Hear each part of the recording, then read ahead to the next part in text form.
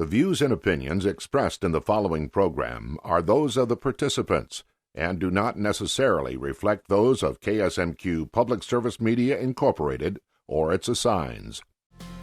And welcome to On Cue. I'm your host, Eric Olson. Today's show is all about how dedicated people make a difference in their community. We'll talk about the good work being done by the Women's Leadership Initiative. And Gail Dennison joins me to talk about the recent award received by the Hormel Foundation. And Vision Creation Director Laura Helle explains how you can be involved in Vision 2020. Stay with us. On Cue is next.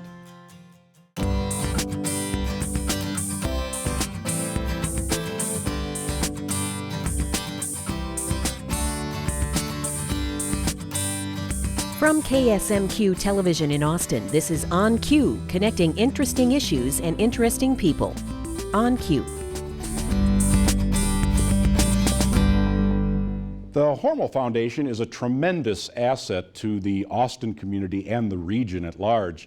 It was recently recognized by the Association of Professional Fundraisers. And Gail Dennison, who is a member of AFP, joins me today to talk about the award and all the good things the Hormel Foundation is doing. Welcome. Welcome. Thank you. And you've been in AFP, the Fundraising Professionals group, for a long time and are leading it. What's it all about? What does it do? Okay, yes. Last year I was president, and so there is a new change of leadership.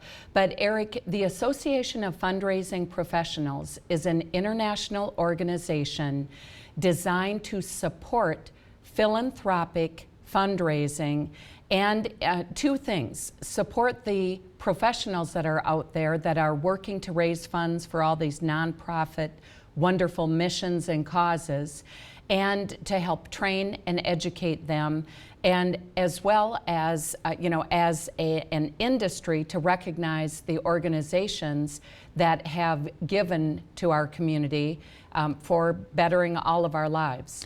And how do you do that yourself in your guys within the Institute, the Hormel Institute? You do quite a bit of interaction with philanthropic folks, right? Is it usually like one-on-one meetings or large organizations that you speak before? Right. You know, our development plan at the Hormel Institute is, we have a lot of events such as Paint the Town Pink that raise funds for the Institute, the Eagles Cancer Telethon, the Carl Tourney with the Potash family. Oh, events then. Okay. So that's one piece of it. But we also have direct mail, we do presentations, we do a marketing campaign that is both locally and beyond. And every nonprofit organization has their own fundraising plan. How are we going to tell our story and win support so that we can fulfill our mission? For the Hormel Institute, for example, we're cancer research.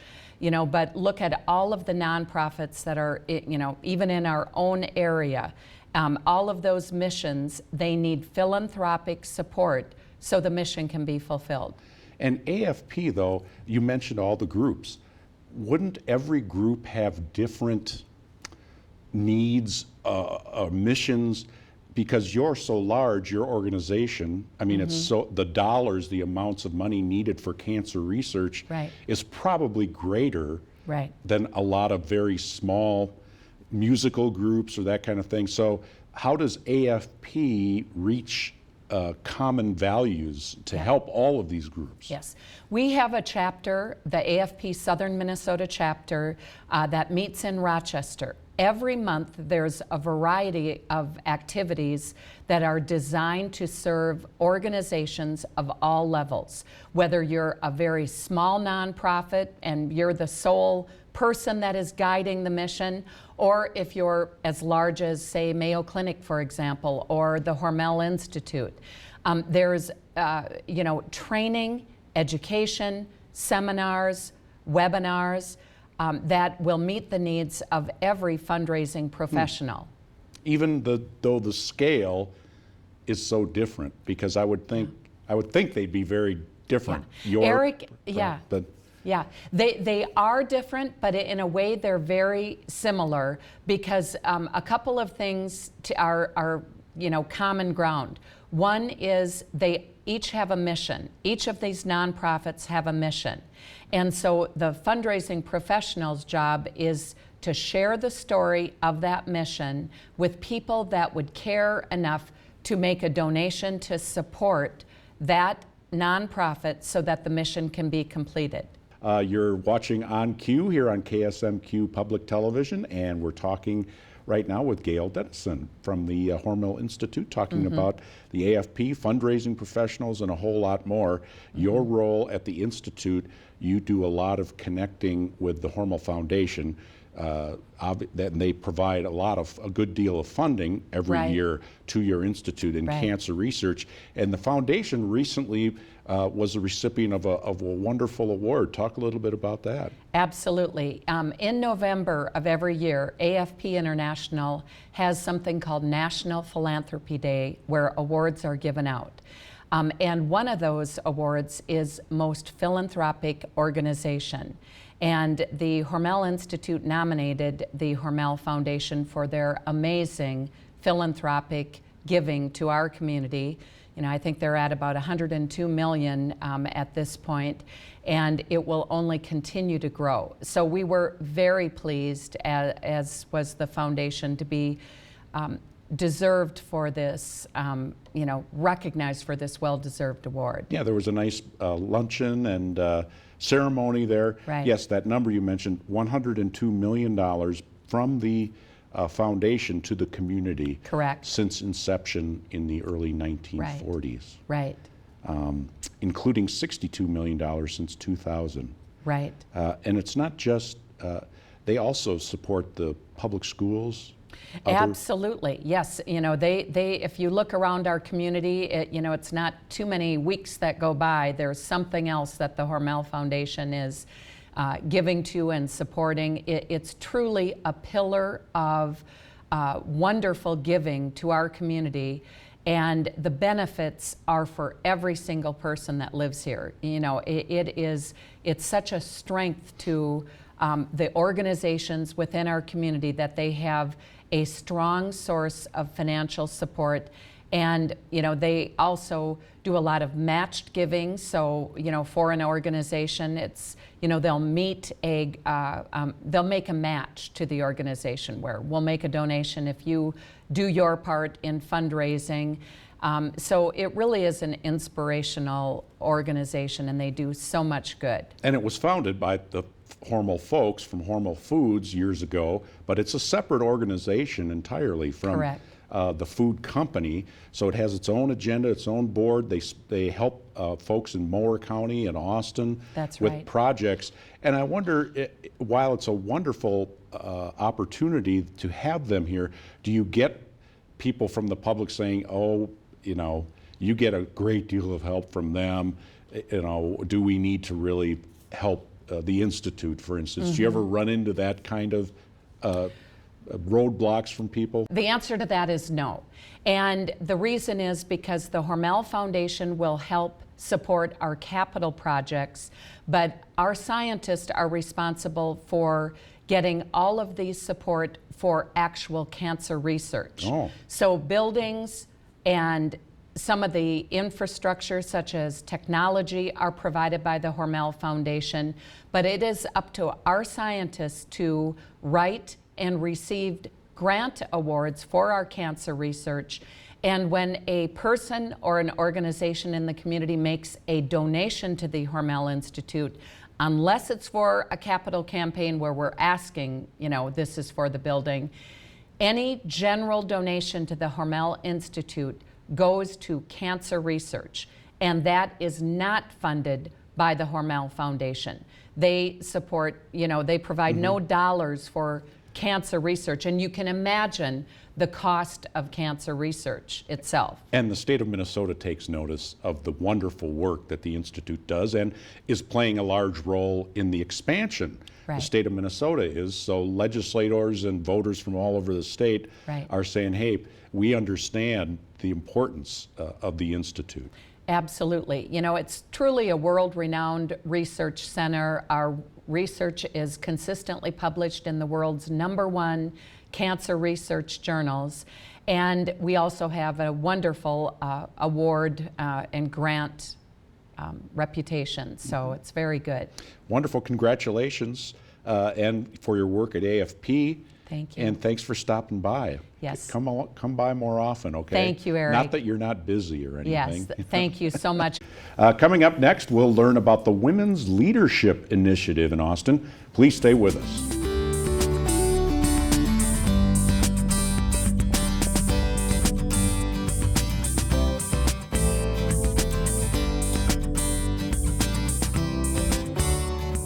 You can watch On Cue anytime by visiting the KSMQ TV website, ksmq.org. And welcome back to On Cue. We're going to talk about the Women's Leadership Initiative right now and the power of the palate, which means eating, I would guess. It does. Huh? All right. I got that. Once in a while, I get something right here, you know. Annemarie Vaupel, a WLI member, and Chris Grev, also from WLI, joins us now. Welcome. Thank you. And talk about Women's Leadership Initiative. Must tell you, not really familiar with the organization. Tell us about what it is. What's the mission? Well, the Women's Leadership Initiative is an organization that started to the community in 2013 here in Mower County. And what it is it's open to all women, no matter age, income, location in the county. And we work to ensure children's basic needs. So all the money that we raise through our membership dues, grants, fundraisers, goes towards our focus. And there's a connection to the United Way. There is a connection to the United Way in that women's leadership groups of this sort started with the United Way about 20 years ago in Atlanta. And what it is just bringing the women together around a cause that they feel passionate about. Our Women's Leadership Initiative it's under the umbrella of the United Way of Mower County, but it's completely separate in that we have our own business plan, our own board, our own pot of money, and we are not funded or supported by the United Way of Mower County. And so, Annemarie, the kind of programs that you go after in WLI, are they different than those of the United Way? The WLI's mission or initiative is really focused around a singular cause, which is meeting the basic needs of the children in our community. And that really takes shape in two forms. Personal care shelves that are housed at various school locations that might stock everything from deodorant to shampoo to undergarments, as well as the backpack food program, which is a weekend food program to meet the needs of children that might participate in free and reduced lunch programs, but then have some access issues on the weekends to food. So that program provides and meets that need. And that's really been something that's taken off the backpack program. A lot of publicity. Schools are participating openly, willingly with that. Do you work with the schools? We do. We're very fortunate here in Austin. There are several organizations that are supporting backpack programs in all our elementary schools. The Women's Leadership Initiative is working with Southgate and Woodson schools here in Austin, but we're also servicing Grand Meadow public schools. And as we go forward, we're looking to expand even further in the county. But our programs are, the children are identified by staff, by school staff. There are indicators for hunger. Sure. And so they keep, and who knows more about what kids are experiencing than their teachers. Mm-hmm. So it's a great way for us to get to these kids that might be falling through a safety net. And the purpose of the food is just to supplement over the weekends, to get them back into school where there is a lunch and sometimes a breakfast available to them. And kids can focus on learning. They don't have to worry about where food's coming from.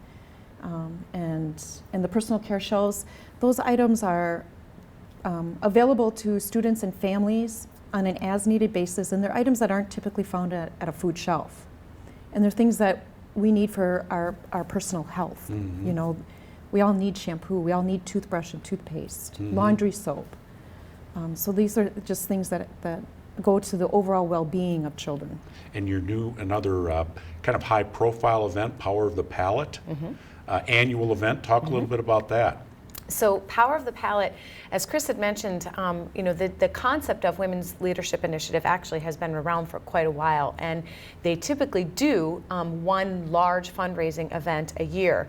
And when we researched what other what other WLI groups were doing, they had a lot of Power of the Purse events.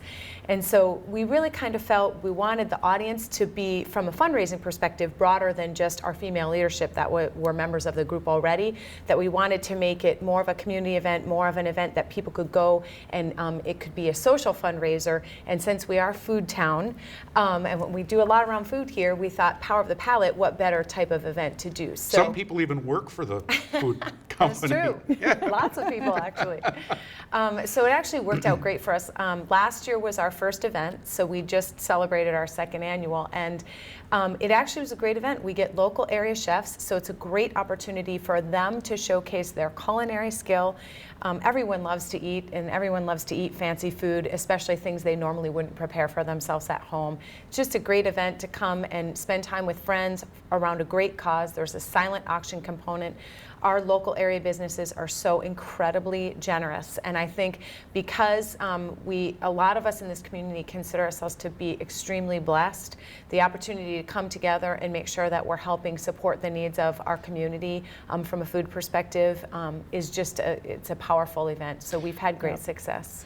And for folks in the community who want to get involved, maybe not join the organization, but do they just rally around these events you have, or can they do more regular participating with WLI? Well, we have, like I said earlier, one of the main ways we can fund our programs is through our membership. And we have 3 membership levels. We're also have a junior leader level, and that's for middle school and high school girls. And it's an opportunity for us to, as women in the community, mentor our future women in the community, whether it's here or wherever they end up. So that's another great component of it. What about companies and employers? Can they become involved? I mean, is there that opportunity for them to have leaders from their own organizations participate? Yep. And the other great way for, as we mentioned earlier, for the specific fundraising event, local businesses contribute to the silent auction items. And so obviously we depend heavily on their generosity for that particular event, but it's also a win for them because it's a great opportunity for them to showcase their businesses to an audience that may not necessarily have had a need for their services previously, but now that they know they're there, it's a great way to drive new traffic and new awareness of your business at the local level for the particular fundraising event of Power of the Palate. There's opportunities for businesses to get involved in that. They can certainly make a donation to the Women's Leadership Initiative, and 100% of all donations go directly into our programming. That we don't have administrative costs or anything involved with that. So that's another thing that's great about this particular group, is that 100% of what you are donating is going to those backpack programs and to those personal care shelves, and directly helping these kids. And hunger, my goodness, it's always out there, isn't it? It is. I mean, even in, as we said, in a food town, corporate headquarters and a global company, but even here, the need is there. Yep. And and also just the communication, getting the information out about these programs and how they exist. That's a challenge in a diverse community. Reaching out to folks where they live to let them know about these programs. Yep. We've got a great working relationship with all the schools, and that's a great way to inform that part of the public about what some of the things that we're doing with the Women's Leadership Initiative. Our Power of the Palate event, as our membership grows, the word spreads as to what we're doing. You can join anytime. You don't need to be at the annual event to become a member. You can stop in anytime and become a member. That's what I was wondering, through the United Way, to stop in there? Yes, when you say you stop can come into the United Way Monday through Friday, 8:30 to 4, and and become a member. You can also just call us up and we can take credit card information over the phone and you can become a member that way. All the information about the WLI, how to become a member, the things we're doing, can be found on the United Way of Mower County's website, which is uwmower.org. And Okay. just click on Women's Leadership Initiative. And we also have a Facebook page. So you can also... For the Leadership? Women's Okay. Leadership Initiative. Yep, we have our own Facebook page. Chris Grev, Marketing and Communications, United Way of Mower County, thank you very much. Thank you. Annemarie, Vaupel, thank you very much. And thank you for your service, Absolutely. both of you, in this very important program. Appreciate it very much. And speaking of people in service, we'll be back with our Vision 2020 weekly update right after this. Queue up your own comments for On Cue and send them to us at onq@ksmq.org. On Cue's Vision 2020 segment is brought to you by Hormel Foundation, Games People Play, and Turtle Creek Estates. And welcome back to On Cue. Time for our Vision 2020 segment, and we're joined by Director of Vision Creation, Laura Helle, for an update, a global update on Vision 2020. Welcome back. Thank you. It's great to be here. Lots of attention to Vision 2020, and we're starting to see the first real big fruits, the first big collaborations coming. Yep. And do you want to keep the momentum going? Yeah, absolutely. Absolutely. It's been a season where we've had a lot of public feedback and comments on some of our projects, and we're hoping that that translates into folks that want to go ahead and jump in at this point and get involved. I know there's kind of this idea that if you got involved back when we started in 2012, you were committed until the year 2020, and that's not the case. We know that people's lives change, and then the actual work that we're doing changes too. So we like you to jump in, jump out, and be involved when you can and how you can. And we featured folks from all the different committees here on this broadcast, and you've come on from time to time, and usually we've been talking about if you enjoy this part of the city life or that part, volunteer for this committee, that committee, waterways, trails, whatever. But there are also opportunities for you to serve globally within Vision 2020. Right, yep, absolutely. So there are some skill sets that we're looking for if you're not the kind of person that likes to go to a committee meeting once a month. We're looking for help with marketing and public relations. We're looking for general office help, even running errands. We also have a lot of events that we run for the different committees, so event planning or just staffing at an event. For instance, we're having a street dance downtown, if you can volunteer and be the ticket taker for that evening or so forth. So there's definitely some opportunities, and they go beyond traditional committee structure. And you're getting to the point where you need the new folks coming in because the vision, you've been going on long enough that you need to update your vision of what's going on in the community. Absolutely. People who started a program aren't necessarily the best ones to take it and run with it moving forward. Yes, yep, absolutely. So we know it's going to be a process of people coming and going, and skill sets being really important for a period of time, and new skill sets, and also just new interests and so forth. So we have had this spring, I've seen several committees have some new folks come on, and that energy that brings is just tremendous. So we're excited about that. A couple of and you can check the website, obviously. Yes. And contact you that way or call. Yep. The website is vision2020austin.com, and you can contact me, or there is also a listing of the different committees. So if there's a subject area that you really like, bicycling or waterways or education, if there's a subject area, you'd probably want to just go directly to the committee chair or even show up at a meeting, because the meetings are all published.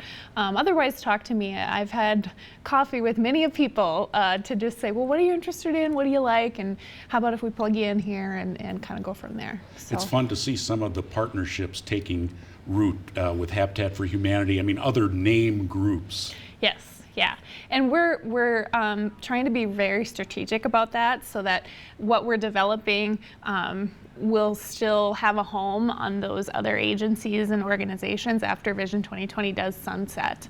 So we want to make sure that we're always sharing ownership and that we're always helping build capacity on all the organizations that'll be here kind of forever and ever. That's interesting. So you're thinking about that organization that's going to be there after. Right. Oh. Yep. We didn't want to get in a situation where we came along, started our own program to fix up houses, and then the year 2020, it's dead and Habitat's not very strong because they haven't been very busy for the last 8 years. Sure. So we want to be strategic that way and make sure the community that we leave behind is that much stronger. So, Wonderful, Laura. Thank you. yeah, thanks. Good to see you again. Laura Helle, Director of Vision Creation for Vision 2020. And that'll do it for us this time around. I'm Eric Olson. Join us next time on Cue.